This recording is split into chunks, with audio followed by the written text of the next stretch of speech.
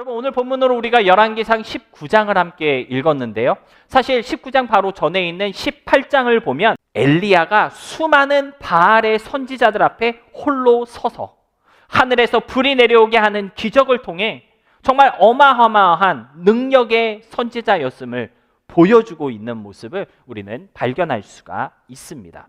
어떻게 보면 엘리야의 사역 가운데 가장 영광스럽고 가장 능력 있었던 그러한 순간들이 열왕기상 18장에 기록되어 있다라고 말할 수 있을 것인데요. 그런데 열왕기상 18장을 넘어 19장으로 넘어오자마자 엘리야의 모습이 완전히 달라져 있는 것을 우리는 발견할 수가 있습니다. 열왕기상 18장에 나오는 엘리야는요, 갈멜산 정상에서 바알의 선지자들과 기도로 싸우는 믿음의 용사의 모습을 보여주고 있는데, 오늘 19장에 나오는 엘리야는요, 초라한 모습으로 로뎀나무 아래에 쓰러져 있다라고 하는 것이죠.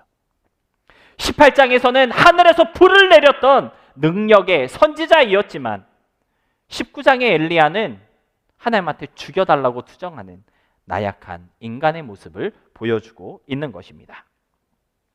우리 열왕기상 19장 4절 말씀 같이 함께 읽어보도록 하겠습니다. 시작. 자기 자신은 광야로 들어가 하루길쯤 가서 한 로뎀나무 아래에 앉아서 자기가 죽기를 원하여 이르되, 여호와여, 넉넉하오니 지금 내 생명을 거두어 주시옵소서. 나는 내 조상들보다 낫지 못하니이다. 여러분, 지금 엘리야는 하나님한테 어떤 말을 하고 있는 것입니까? 하나님, 이제 됐어요. 더는 못하겠습니다. 하나님의 선지자로 살아갈 힘이 남아있지 않습니다. 완전히 지쳐서 하나님 앞에 투념하고 있는 엘리야의 고백을 우리는 발견할 수가 있습니다. 여러분, 엘리야는요, 열심히 사역하다가 조금 피곤해져 있는 그러한 상태에 있는 것이 아닙니다. 나는 계속 살아갈 힘조차 없습니다. 정말 죽고 싶을 만큼 깊은 절망에 빠질 정도로 철저히 지쳐있는 그러한 엘리야의 모습을 우리에게 보여주고 있는 것인데요. 그런데 오늘 본문이 우리에게 보여주고 있는 놀라운 은혜는 무엇입니까? 이처럼 철저히 지쳐있는 엘리야에게 바로 하나님이 찾아오셨다는 것입니다. 사랑하는 성도 여러분, 우리가 살다 보면 정말 너무 피곤해서 그 피곤을 넘어 지치고 고달파서 삶이 무기력하게 느껴질 때가 올 수도 있는 것 같은데요. 마치 본문의 엘리야처럼 하나님을 붙들 힘조차 잃어버릴 정도로 완벽하게 번아웃 될 때가 있다라고 하는 것입니다. 근데 기억해야 할 것은 바로 그때 쓰러져 있던 엘리야에게 주님이 찾아오셨던 것처럼 하나님께서 지쳐있는 우리에게 찾아와 주시고 우리를 붙들어 주신다는 것입니다. 지치고 무너진 엘리야를 다시 세우신 하나님의 모습을 오늘 성경 본문은 우리에게 보여주고 있는데요. 로뎀나무의 안식으로 우리를 다시 세우시는 그 하나님의 친밀하심에 대해서 오늘 본문 말씀을 중심으로 같이 함께 생각해 보도록 하겠습니다. 첫 번째로 먼저 우리가 기억해야 할 것이 있는데요. 지쳤다라고 하는 것은 실패를 의미하지 않는다는 것을 우리가 먼저 좀 기억할 수 있어야 하겠습니다. 여러분, 방금 읽었던 열왕기상 19장 4절에서 엘리야는요, 로뎀나무 아래에 앉아서 자신의 생명을 거두어 달라고 하나님께 기도했습니다. 그 정도로 엘리야는 지쳐 있었다라고 하는 것이고요. 그 정도의 무기력함에 빠져 있었던 엘리야이었습니다. 그런데 성경은 이런 엘리야를 실패자로 또는 믿음 없는 사람으로 정죄하기 위해서 우리에게 소개하고 있는 것이 아니고요. 엘리야 같은 사람도 우리처럼 연약할 수 있고 우리처럼 지칠 수 있다는 사실을 보여주고 있음을 우리는 깨달아야 하는 것인데요. 여러분, 열왕기상 18장에서 발견할 수 있는 것처럼 엘리야는 하늘에서 불을 내렸던 하나님의 선지자이었습니다. 수백에 이르는 바알의 선지자들을 혼자 상대했던 능력 있는 하나님의 사람이었다는 것인데요. 그런데 그런 엘리야 선지자도 지칠 때가 있다라는 것이고요. 무기력함에 빠져서 자포자기 할 수도 있다라는 것을 성경이 오늘 우리에게 보여주고 있다라고 하는 것이죠. 그러한 엘리야의 모습을 우리에게 보여주고 있는 것은 그렇게 지쳤다는 것이 더 이상 하나님이 함께하지 않는다는 증거가 아니라 실패하였다라는 증거가 아니다라고 하는 것을 말해주기 위해서다라고 하는 것입니다. 오히려 갈멜산의 불과 같은 놀라운 능력을 행하는 것보다 로뎀나무 아래에 앉아서 하나님이 공급하시는 것을 공급받으며 충전해야 할 때도 성도들에게는 필요하다는 것을 보여주고 있다라고 하는 것을 우리는 기억해야 하는데요. 여러분, 우리가 신앙생활 하다 보면 하나님의 크신 능력을 경험해야 할 때도 분명 필요하지만 때로는 잠잠히 우리의 삶 가운데 오셔서 지치고 힘든 우리의 마음을 어루만져 주시는 하나님의 그 임재하심이 필요한 순간도 있다라고 하는 것입니다. 사랑하는 성도 여러분, 믿음이 있다고 해서 지치지 않는 것 아닙니다. 믿음이 좋다고 해서 계속해서 능력을 행하며 뒷걸음치지 않는 신앙인이 되는 것도 아니라는 것을 아셔야 하는데요. 기도의 사람도 지칠 수 있고요. 교회에 열심히 충성봉사하는 사람도 지칠 수 있습니다. 가정에서 열심히 가족들을 돌보고 가정을 위해 일하는 부모님도 지칠 수 있고요. 직장과 사업장에서 또 열심히 공부하는 그 현장에서 지치는 것 너무나도 당연합니다. 아이들이 방학을 해서 처음으로 지난 한 주 아이들과 풀로 지내봤습니다. 부모도 지친다는 것을 물씬 체험하고 있는데요. 눈 뜨면 아이들한테 소리를 먼저 지르게 되더라고요. 저희 방문을 똑똑똑 두드리면 Go away! 먼저 나오더라고요. 아빠 엄마에게 시간을 좀 달라. 우리는 아직 일어날 준비가 되지 않았어. 아침이 찾아오는 게 무서운 요즘 하루하루인 것 같은데요. 시작도 전에 지치게 되는 그러한 하루를 맞이하고 있는 저의 모습을 보면서 목회자도 지치는구나. 여러분, 목회자도 지친다는 것을 좀 아셨으면 이해해 주셨으면 좋겠습니다. 여러분도 신앙생활하는 우리도 다 지칠 수가 있다라고 하는 것이죠. 그런데 여러분, 우리가 기억해야 할 것은 무엇입니까? 지칠 수 있는데 지쳤다는 것이 내 믿음의 연약함을 의미하지는 않는다는 거예요. 지쳤다고 해서 내 믿음이 후퇴하였다는 증거가 되지 않는다는 것을 기억해야 한다는 것입니다. 여러분, 우리가 신앙으로 살아갈 때 때로는 힘들 수 있고 어려울 수 있고 넘어질 수도 있지만 그것이 거룩함을 실패하였다는 증거가 되지는 않는다는 것을 아셨으면 좋겠습니다. 오히려 어쩌면 우리가 지쳐있는 바로 그것이 따뜻한 손길로 우리를 다시 잡아주시고 우리를 다시 세우시는 하나님이 필요한 장소이기 때문에 지금 그곳에 앉아있는 것일 수도 있다는 것을 생각해 볼 수 있었으면 좋겠다는 것이죠. 혹시 지금 여러분의 마음도 로뎀나무 아래 쓰러져 있는 엘리야처럼 로뎀나무 아래에 지쳐 있지는 않습니까? 전에는 잘 감당했던 그러한 일들인데 이제는 조금 버겁게 느껴지고 그냥 아무것도 하고 싶지 않고 누군가의 작은 말 한마디에도 마음이 무너지고 있지는 않으신가요? 특히 우리 엄마들, 아빠들도 그렇지만 자녀들 밥 챙겨주고 또 아이들과 놀아주는 게 딴 때는 아무렇지 않았는데 어느 순간 버겁고 힘들 때가 찾아오는 것 같습니다. 가족을 위해서 열심히 나가 일하는 아빠들, 가장의 책임으로 열심히 감당하지만 어느 순간 버거울 때가 있는 것 같은데요.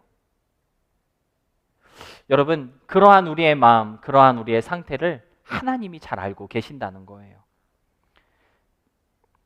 여러분이 얼마나 오랫동안 버텨왔는지 주님이 아신다는 것이고요.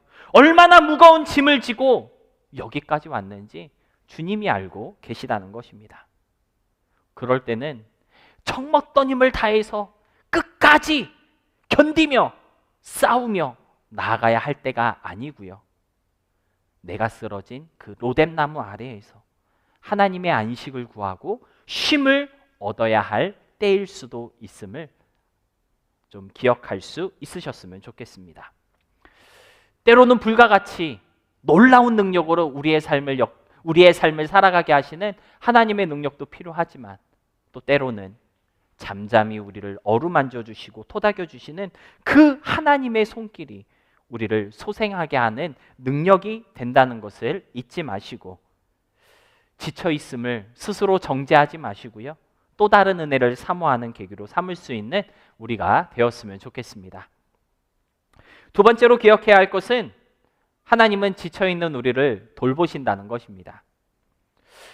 본문으로 함께 읽지는 않았지만 본문 바로 전에 있는 열왕기상 19장 5절로 7절 말씀 우리 같이 함께 읽어보도록 하겠습니다. 함께 읽겠습니다.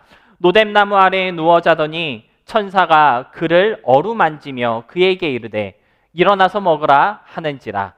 본즉 머리말에 숯불에 구운 떡과 한 병 물이 있더라. 이에 먹고 마시고 다시 누웠더니 여호와의 천사가 또다시 와서 어루만지며 이르되 일어나 먹으라. 내가 갈 길을 다 가지 못할까 하노라 하는지라. 여러분, 지쳐있는 엘리야를 위하여 주님이 하신 첫 번째 일은 무엇이었습니까? 엘리야한테 야 일어나, 왜 자빠져 있어? 그렇게 하시지 아니하시고 재우시고 먹이시고 쉬게 하셨다라고 하는 사실을 오늘 성경은 우리에게 보여주고 있습니다. 하나님은요, 엘리야를 지쳐있다고 책망하지 않으셨습니다. 이것저것 따지고 물으시지도 않으셨죠. 지쳐있는 그의 몸과 마음이 푹 쉴 수 있도록 그저 조용하게 어루만지시며 토닥여 주셨다라고 오늘 성경은 보여주고 있습니다. 여러분, 우리 하나님은요 참 좋으신 하나님이신 것 같습니다. 순서를 아셔요. 흔히 하는 말로 그 채찍과 당근을 적절하게 잘 주시는 하나님이신데요. 우리를 먼저 회복시키시고 그리고 말씀하시는 하나님이시다라고 하는 것이죠.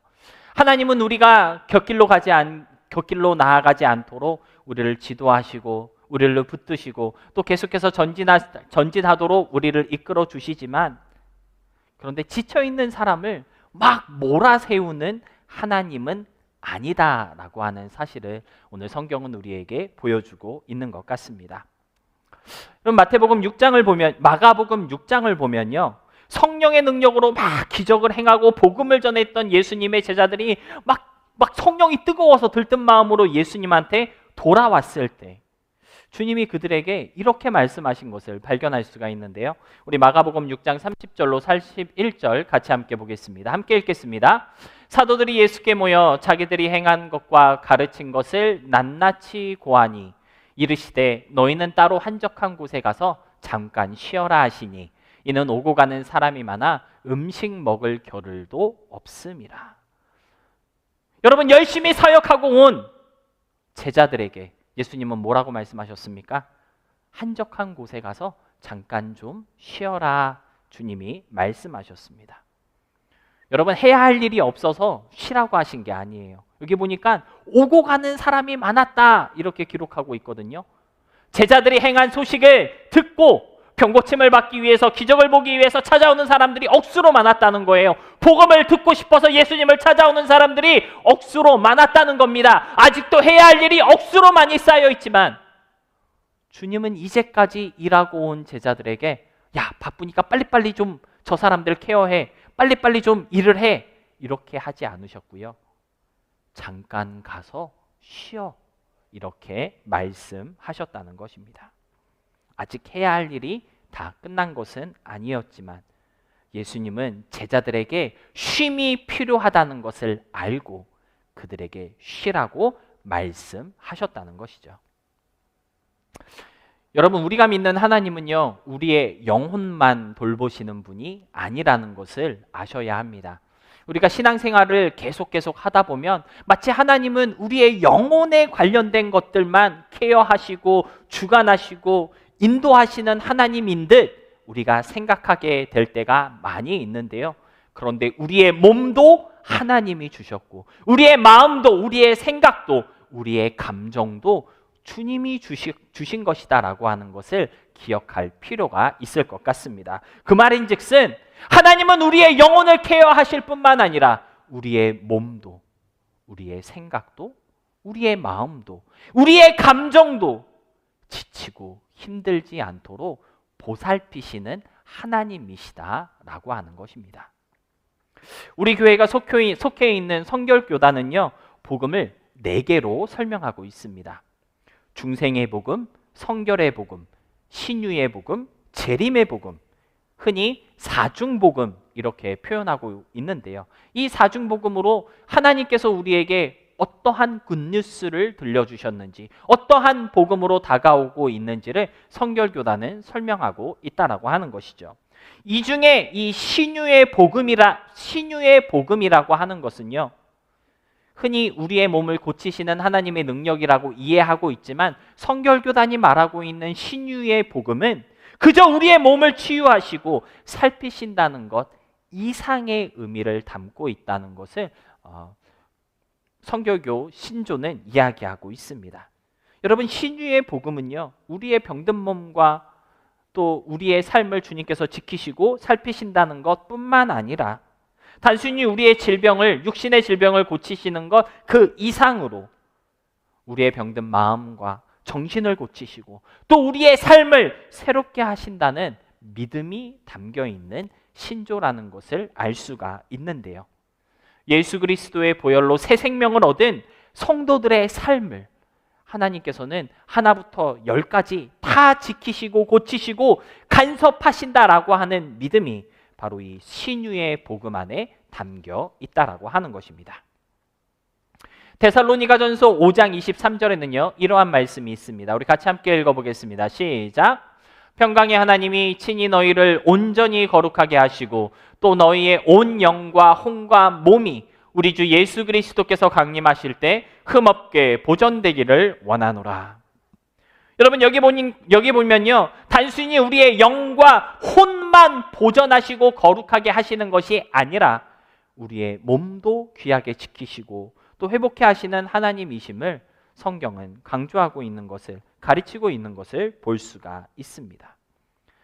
우리가 믿는 하나님은요, 우리의 영만, 우리의 혼만 케어하시는 하나님이 아니라 우리의 몸도 지치지 않고 또는 지쳤을 때 회복할 수 있도록 온전하게 보존케 하시는 하나님이시다라고 하는 것을 성경이 말해주고 있다라고 하는 것이죠. 그렇기 때문에 예수님은 제자들에게 가서 잠깐 쉬어라 라고 말씀하신 거고요. 오늘 지쳐있는 엘리야에게 하나님께서는 쉼을 허락하시고 안식할 수 있도록 은혜를 내려주신 것입니다. 여러분, 우리가 믿는 하나님은요, 지쳐있는 이들에게 힘을 주시는 하나님이십니다. 다시 일어나 전진할 수 있는 용기를 주시고 큰 역사를 감당할 수 있도록 하나님의 사람으로 세워주시는 하나님이신데, 그 전에 먼저 쉬게 하시고 회복하게 하시고 재충전할 수 있게 하시는 하나님이심을 기억할 수 있으시기 바랍니다. 로뎀나무 아래에 지쳐있던 엘리야에게 하나님은요, 구운 떡과 물을 주시면서 일어나서 먹으라고 말씀하셨습니다. 지쳐있는 엘리야에게 하나님이 요구하신 것은 거창한 믿음이 아니었다라는 거예요. 그냥 하나님이 준비하신 것을 일어나 먹는 것, 그것이 지쳐있는 우리에게 주님이 요구하고 계신 것입니다. 여러분, 우리가 지쳐있을 때 우리는 뭔가 하나님 앞에 대단한 믿음을 결단해야 되고 막 믿음의 도전을 보여줘야 이 지침에서 우리가 회복될 수 있을 거라고 생각할 때가 있는데요. 근데 하나님이 사실 원하시는 것은 거창한 믿음의 결단이 아니라는 거예요. 지쳐있을 때는 그냥 잠시 하던 일을 내려놓고 충분한 휴식을 갖는 것을 하나님이 요구하고 계신 것일 수도 있고요. 그냥 예배의 자리에 나와 앉아서 예배에 젖어드는 것을 주님이 요구하고 계신 것일 수도 있습니다. 지쳐있는 내가 회복되어야 한다고 막 오늘 읽어야 되는 성경 분량을 채우기 위해 몇 장씩 막 무리하며 성경 읽는 것을 하나님이 요구할 수도 있지만, 그런데 오히려 그냥 오늘 하루를 견딜 수 있는 말씀 한 구절을 붙들기를 주님이 요구하고 계신 것일 수도 있고요.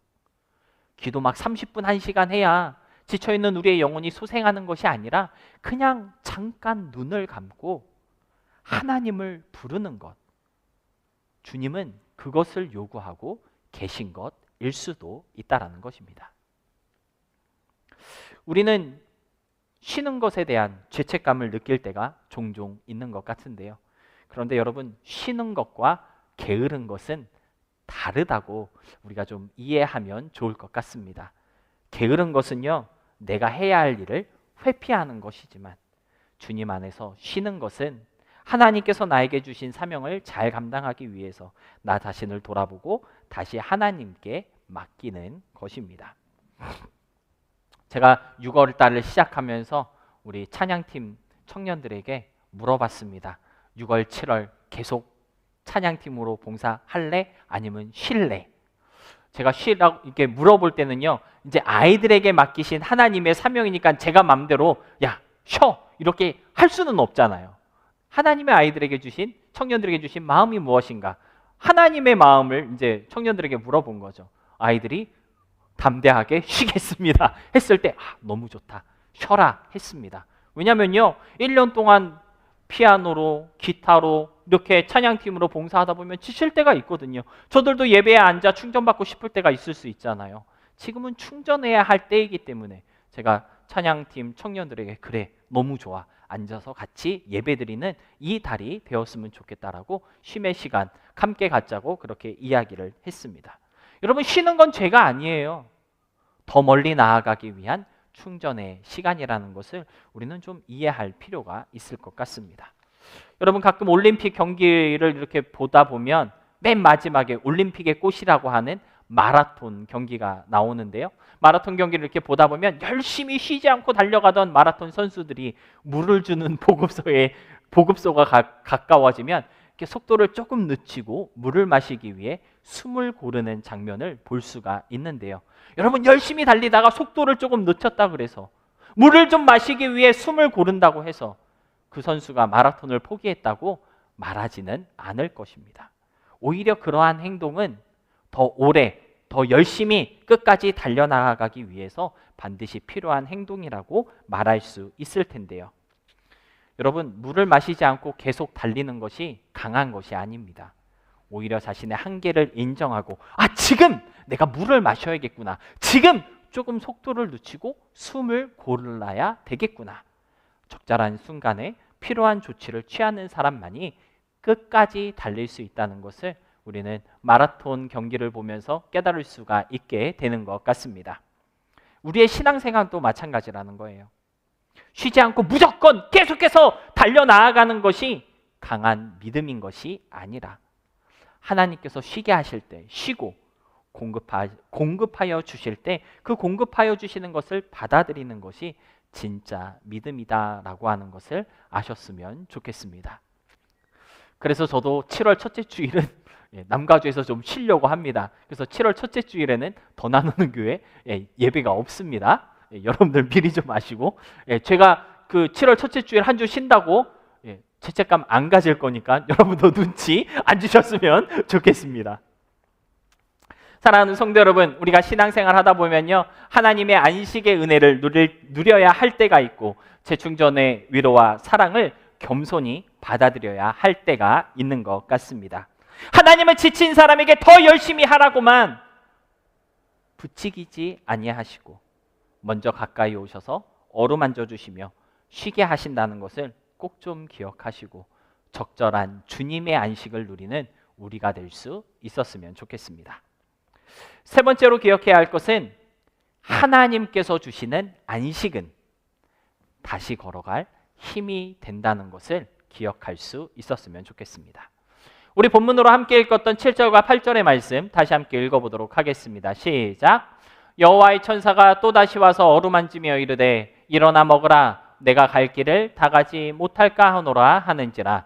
이에 일어나 먹고 마시고 그 음식물의 힘을 의지하여 40주 40야를 가서 하나님의 산 호렙에 이르니라. 여러분, 이 말씀을 통해 우리는 하나님께서 엘리야에게 로뎀나무의 안식을 허락하신 목적이 무엇인지 발견할 수가 있는데요. 하나님은요, 엘리야에게 그냥 로뎀나무 아래서 푹 쉬어, 계속 쉬라고 로뎀나무의 안식을 허락하셨던 것이 아니라 다시 걸어가야 할 길이 있기 때문에 먼저 쉬게 하셨다라고 하는 것을 발견할 수가 있습니다. 여러분, 우리가 힘들고 지쳐서 낙심하고 넘어졌을 때 우리는 더 나아갈 힘이 없다고 이야기하면서 더 나아가기를 거부할 때가 종종 있는 것 같은데요. 그런데 하나님께서는 우리에게 우리가 나아가야 할 길이 아직 더 있다는 것을 깨닫게 하시기 위해서 우리를 안식으로 초대하고 있다는 것을 오늘 성경은 우리에게 보여주고 있는 것입니다. 하나님께서 저와 여러분을 로뎀나무의 안식으로 부르시는 이유는 더 갈 필요가 없기 때문에 여기서 쉬라고 부르시는 것이 아니라 아직 가야 할 길이 있다는 것을 알게 하기 위해서, 그 길을 걷도록 새 힘을 주시기 위해서 안식하게 하신다는 것을 깨달아야 한다는 것입니다. 여러분, 지쳐있던 엘리야가 40주 40야를 걸어 하나님의 산 호렙에 이르렀다라고 오늘 본문은 말씀하고 있는데요. 무엇을 의지하여 40일을 걸어갈 수 있었다라고 성경은 말씀하고 있습니까? 자신의 힘을 의지하고 자신의 힘으로 40일을 걸어갔던 것이 아니라 그 음식물의 힘을 의지하였다라고 성경은 기록하고 있습니다.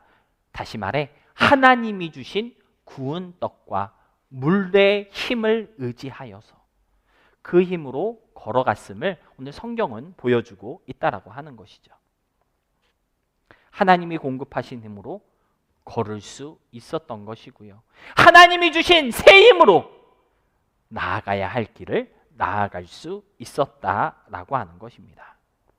그러니까 여러분, 하나님께서 우리를 안식으로 초대할 때 그 초대는 이제 쉬었으니 가서 일하라, 그러한 메시지를 주시기 위한 초대가 아니고요. 이제 너의 힘이 아닌 내가 주는 힘으로 다시 걸어가라는 초대의 음성이라는 것을 깨달을 수 있어야 한다라는 것입니다. 여러분, 하나님이 주시는 안식은 절대 우리를 무기력하게 만들지 않습니다. 하나님의 안식은 우리를 다시 일어나게 하고 다시 살아가게 하며 맡기신 오늘의 길을 다시 걸어가게 하는 새 힘을 주시는 안식이라는 것을 오늘 성경은 우리에게 말해주고 있다라고 하는 것이죠. 조금 힘들고 조금 지치고 때로는 조금 어려운 우리의 마음과 육신을 오늘 주님이 로뎀나무로 와서 쉬라고 이끌고 계시고 부르시고 계실 때 이제는 그 안식을 통해 하나님을 의지하고 하나님의 힘으로 살아가라는 메시지를 들려주고 계시다라고 하는 것을 여러분들 잊지 마시고 주님이 공급하시는 새로운 힘이 있는 그곳에서 다시 일어날 힘을 얻고 걸어가야 할 길을 향해 걸어가게 되는 저와 여러분이 될 수 있기를 주님의 이름으로 소망합니다. 말씀을 정리하겠습니다. 오늘 우리는 로뎀나무 아래에 쓰러져 있는 엘리야의 모습을 통해 크게 세 가지를 함께 생각해 보았습니다. 먼저 지쳤다라고 하는 것은 실패를 의미하지 않는다는 것을 생각해 봤고요. 하나님은 지친 우리를 책망보다는 돌봄으로 먼저 베풀어 주신다라고 하는 것을 살펴보았습니다. 마지막으로 무엇보다 하나님이 주시는 안식은 우리로 하여금 다시 걸어갈 힘이 된다라고 하는 사실에 대해서 묵상해 봤는데요. 어쩌면 지금 여러 가지 이유로 힘들고 지쳐서 로뎀나무 아래에 앉아 있는 분들이 있을지도 모르겠습니다. 겉으로는 괜찮아 보이지만 속으로는 참 힘들다, 더는 못하겠다. 내가 언제까지 할 수 있을지 모르겠다. 이렇게 말하는 분들이 있을지도 모르겠는데요. 그런데 여러분, 오늘 본문을 통해 하나님께서 보여주고 계신 것처럼 우리의 힘듦을 이해하시고 그런 우리를 안위하시며 충분한 휴식으로 초대하시는 하나님이 계시다는 사실을 기억하시고 그 주님 안에서 쉬며 다시 걸어갈 힘을 얻게 되는 재충전의 안식을 누리는 우리 모두가 될 수 있었으면 좋겠습니다.